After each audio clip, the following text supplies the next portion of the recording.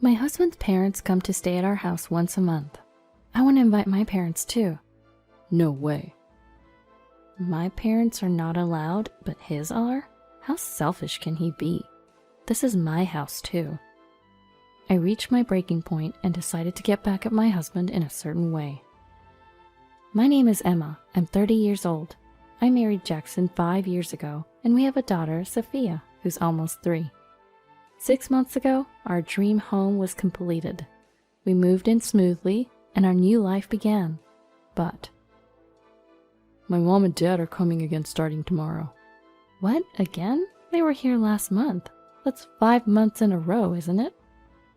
My husband calmly responded to my complaint. So what? We have a guest room in this house. What's the problem? But do I have to prepare everything again? Of course. Emma, you work from home, so it's like you're not working at all. Not working? Since our new house was built, my in-laws have been coming to stay once a month. I was not happy about it. At first, my husband invited them because he wanted them to see our place. I didn't mind that, but since then, it had become a regular thing for them to stay every month, and they stay for at least a week, sometimes nearly half a month. The most troublesome part of their visits is the meals. Although they're my in-laws, it's no different from having guests over. I clean the house the day before, plan the meals, and it's a lot of work. What should I make? What do I need to prepare? When I ask my husband, he just dismisses it with, anything's fine. My mother-in-law especially was picky and often left food uneaten. If they don't like the meal, my husband would complain and say, it's your fault. And it's not just the meals. I have to prepare the beds too. I'm usually only told about their visits 2 days in advance.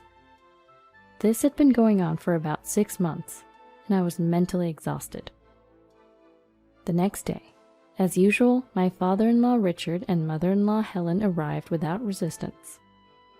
Hello, Richard, Helen. Hi, Emma. Emma, is the room ready? Yes, it's ready, the usual guest room. I'm tired, so I'm gonna take a nap. Then maybe I'll watch some TV. As soon as they arrived, my in-laws started doing as they pleased. I couldn't relax. I felt uncomfortable at home, so I went to pick up Sophia a little early. I finished preparing for dinner and was about to leave when my mother-in-law, who was watching TV, came into the kitchen. Emma, I hope you're not making lasagna for dinner. That's what I'm making. You never change, do you? I hate lasagna. What? I didn't know that. But when I asked about your dislikes before, lasagna wasn't on the list. That was then. I just didn't think of it at that time. You really don't pay attention, do you? My mother-in-law made a clear face of disgust, said, just make something else, and went back to lying on the couch. What's with her? If she hated it, why didn't she tell me in advance? Why would she have to tell me right before it's ready? Making a separate dish just for her now was super inconvenient.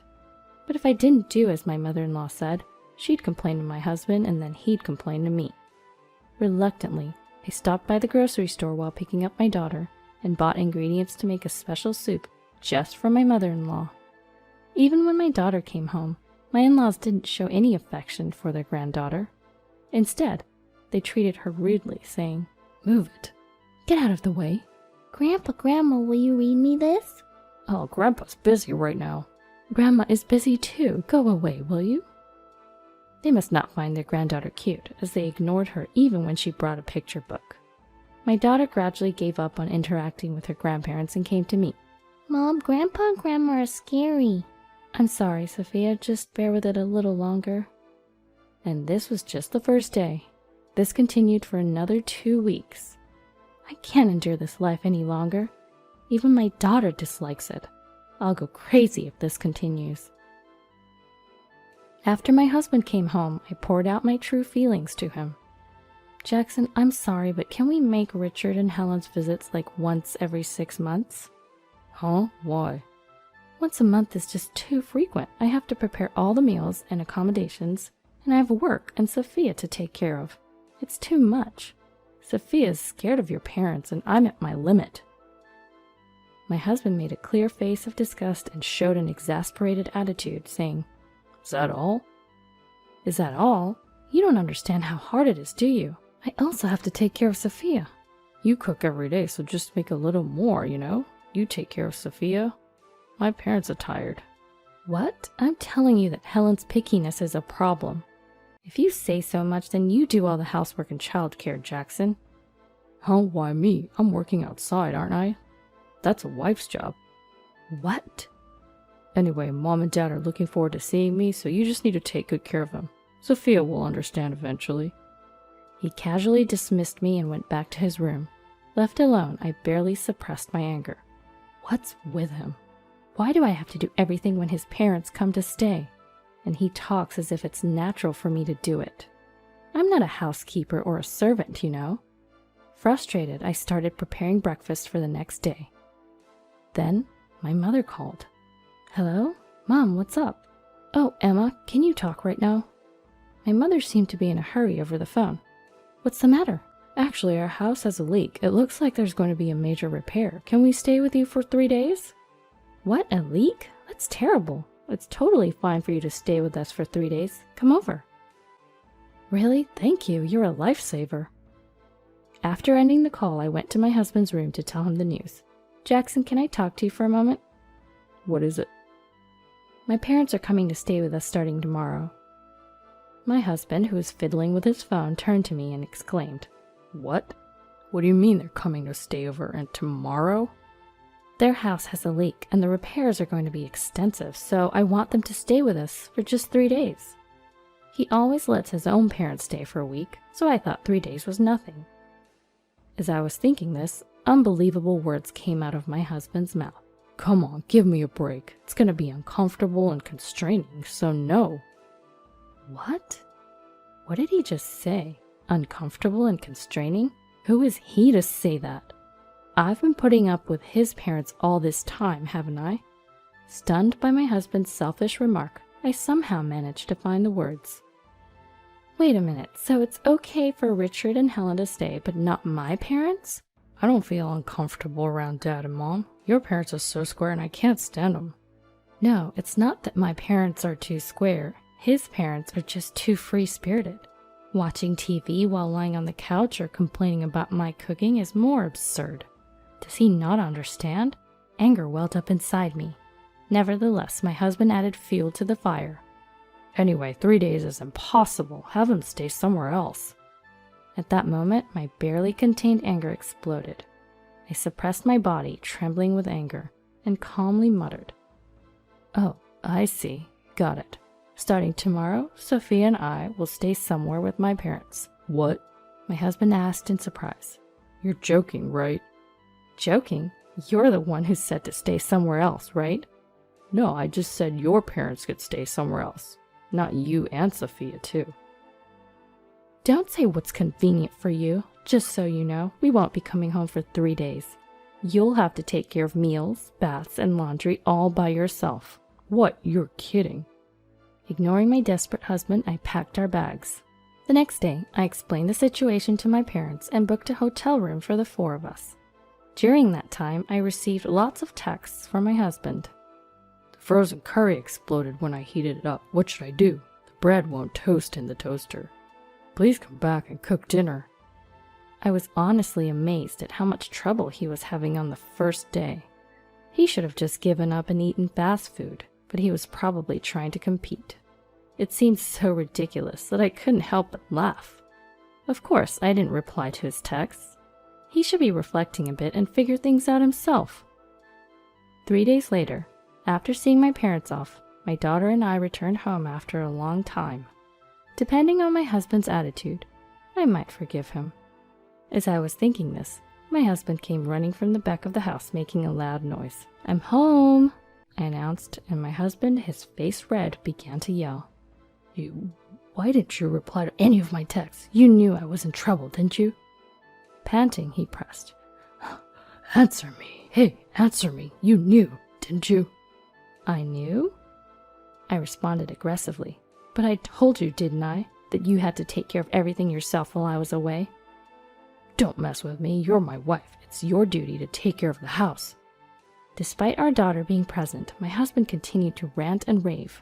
As I looked at him, everything began to feel absurd and foolish.